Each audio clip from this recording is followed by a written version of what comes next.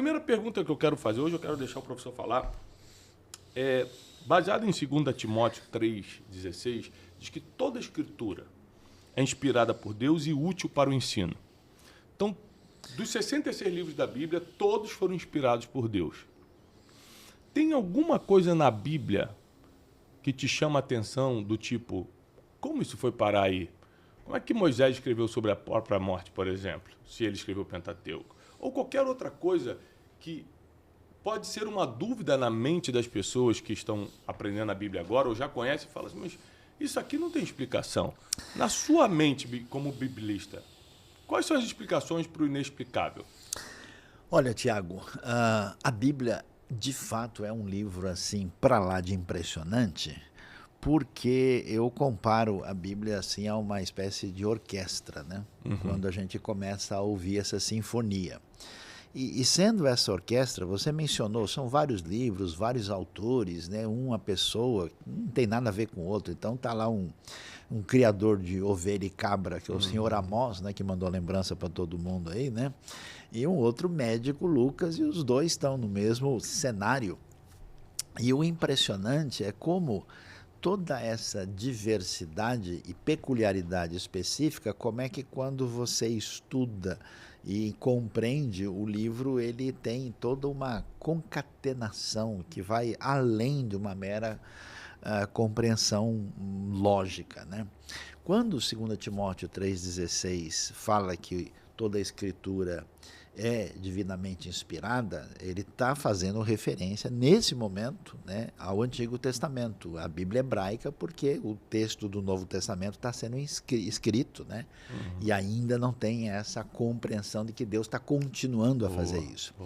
E o texto lá diz, a expressão é theopnestos, né, que é literalmente, no grego, que essa escritura é soprada por Deus, né? Então existe assim uma coisa muito bonita, porque na criação do homem, né, Deus sopra nas narinas, né? Então você tem esse fôlego de vida que vem desse sopro divino. Então, de maneira a prover o que a gente chama de uma superintendência subjacente à produção do texto, você tem esse agir divino que garante, vamos dizer assim, o selo de autenticidade que esse documento é diferenciado.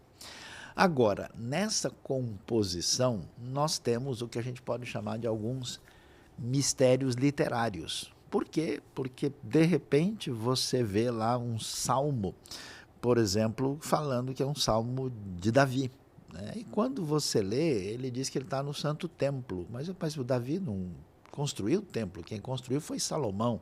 Então surgem algumas perguntas, aí com um pouquinho mais de lente de atenção, a gente descobre que nem todo salmo de Davi necessariamente é de Davi. Pode ser um salmo, como diz o hebraico, Mismor le David.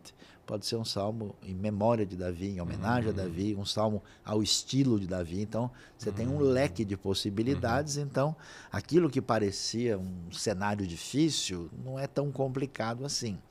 E essa questão que você mencionou, a gente está lendo, né, o final do livro de Deuteronômio, e de repente aparece lá aquilo que a gente, né, tradicionalmente chama os 5 livros de Moisés. Moisés está contando a morte dele, né? Então, essa é uma questão que os antigos sábios judeus já levantavam, né? E eles tinham dito o seguinte, olha, com certeza Moisés não escreveu a sua morte. Moisés é a referência principal subjacente a todo o Pentateuco, mas há trechos ali que o que é importante a gente saber é que esses trechos têm origem divina e que talvez Josué, uma outra pessoa, completou ali a obra e escreveu, e aquilo acabou entrando no texto como um todo. Então você tem alguns textos bíblicos onde está muito nítido o elemento da autoria. Tem outros textos em que a própria Bíblia não faz questão de dizer, olha pessoal, o autor é esse. A gente estuda, percebe o contexto literário e a gente tem opções razoáveis. Um grande mistério, por exemplo, é o livro de Hebreus, né? Que a gente não tem uma autoria explícita, então antigamente o pessoal sugeria Paulo, os estudiosos dizem, olha, o grego aqui é muito diferente do de Paulo, E aí tem Hebreus 2:3 que fala que é um cristão de segunda geração, e aí o pessoal sugere Barnabé, sugere Apolo, sugere Lucas e assim por diante. Mas o importante é que o conteúdo do texto e aquilo que ele tem a trazer para nós, apesar de algumas interrogações em trechos específicos sobre possível autoria, e isso não interfere naquilo que o texto tem a dizer para nós. O que me chama assim, a atenção na Bíblia é que do Velho Testamento ao Novo Testamento, eu sempre falo isso, se você dominar a Bíblia, você vai dominar a vida, porque tem resposta para tudo. Resposta para tudo. Questões que hoje são super atuais, como ansiedade, mal do século. Então, estava lá na Bíblia 2000 anos explicando: não andeis ansiosos por coisa alguma. Pedro fala: lançai toda a sua ansiedade diante de Deus. Então, assim, como pode um livro tão antigo ser, como dizia Billy Graham, ser mais atual do que o Jornal de Amanhã? É verdade. Como pode? Né? Agora, de toda essa sua experiência linguística, o hebraico, o grego, nós podemos considerar, cientificamente falando, a veracidade da Bíblia? Então, quando Porque a gente... muita gente fala assim: mas se foi o homem que escreveu, teve coisinha ali. Então, mas olha, a gente começa a conversar sobre o que é algo cientificamente verídico, né, que a gente pode confirmar. Então, quando você se aprofunda na própria avaliação científica, você tem ciências diferentes, com metodologias diversificadas, e essa avaliação depende do que você está falando, né?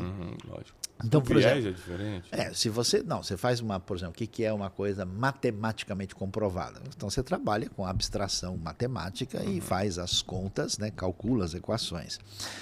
Quando você fala de algo que é cientificamente comprovado quimicamente, você precisa mostrar isso na experiência, ou numa experiência de química e física. Quando você fala em história, quando você fala em direito, quando você fala em literatura, aí a conversa muda, porque não é... Quer ver um exemplo bem interessante? Quando você lê os 4 evangelhos, né, os chamados, os 4, ou mesmo só os evangelhos sinóticos, os 3 primeiros, você tem relatos a respeito do que Jesus está fazendo, ou do que ele falou, e que tem umas certas diferenças entre um e outro. Aí alguém olha e fala: tá vendo? Ó, o relato de Marcos aqui não é idêntico ao de Lucas. Então, aí tem. Esse negócio está imperfeito, está inadequado e há uma imprecisão científica.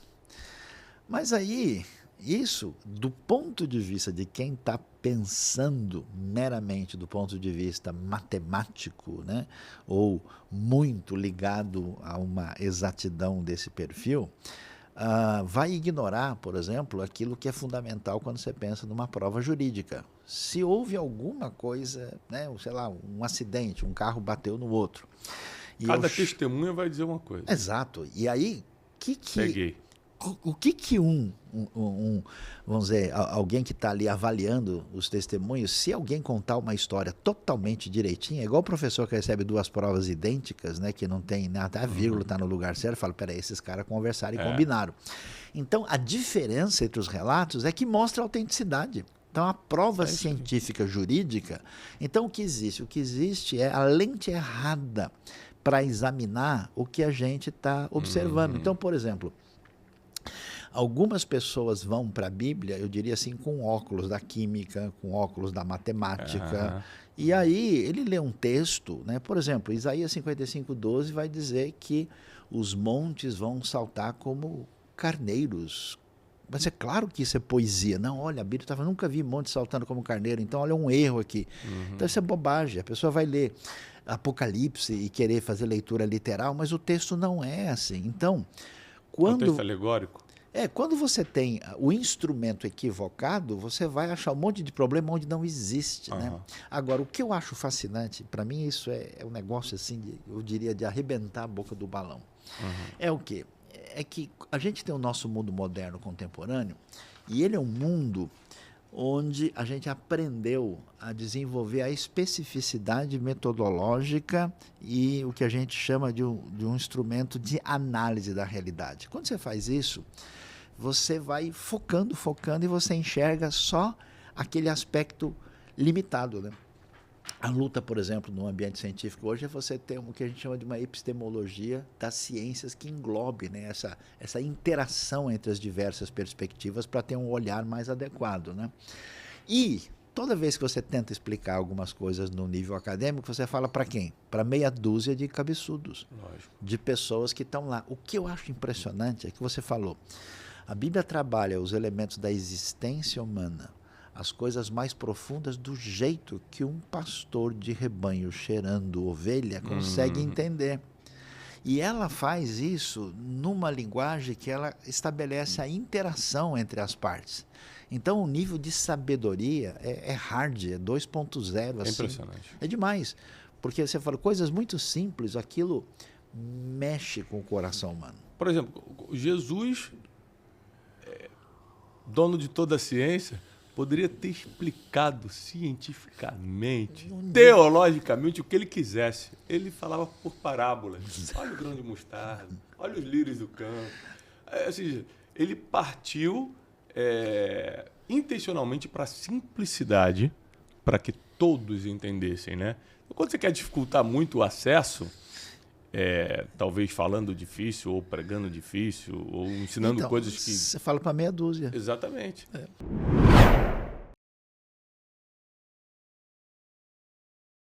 Felizes e abençoados são vocês que não viram, mas creram.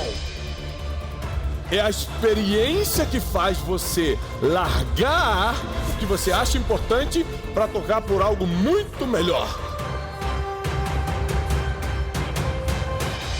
Quem já se entregou de forma profunda ao Senhor? Quem já sobreviveu a momentos muito difíceis somente baseado na misericórdia do Senhor, já não quer trocar isso por mais nada. The problem with Saul O problema com Saul is that Saul wanted the position, é que Saul queria a posição, but David wanted the presence. Davi queria a presença. Lord, I'd rather have your Senhor, eu presence. prefiro ter sua presença. A cada uno dio una medida de fe. A cada um ele deu uma medida de fé. Voy a despejar este enigma Eu vou despejar esse enigma. y vas a salir por esa puerta E você sairá dessa porta, creyendo que nada te es imposible. crendo que nada é impossível a você. Llegó el tiempo de você vivir lo que está escrito en la palabra del Señor. Quien va a vivir milagre grita. Quien va a vivir lo sobrenatural salta, pula. Se prepare, porque a primeira coisa que Deus vai te dar para você ter uma vida extraordinária é o dom de discernimento. Quero declarar que você e toda a tua família estarão na conferência 2026, uma nova estação.